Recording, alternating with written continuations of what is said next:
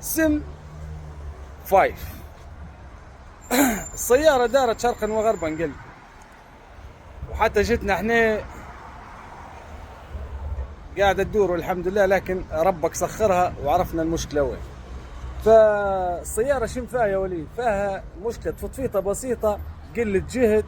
فشن طلعنا في الكمبيوتر شمعة الكربون الثانية تبي تغيير، هذه امور متسكرة.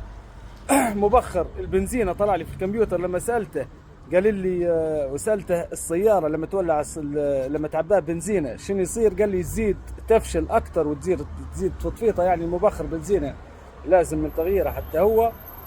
فجينا للكشف اليدوي اللي احنا نتميزوا به بإذن الله تعالى. جميع الورش ماستر كار وليد جموم يتميزوا به بإذن الله تعالى. شوفوا القرسون، شوف هذا شنو هو بالله؟ هذا شنو هذا؟ تش الدنيا واكله بعضها. طب هذا لازم ما ينفعش راهو تشريط في من جهه مرنه، راهو ما ينفعش.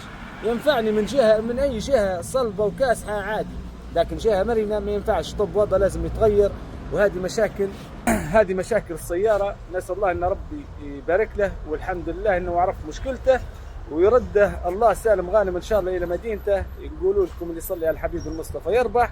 والسلام عليكم ورحمه الله وبركاته.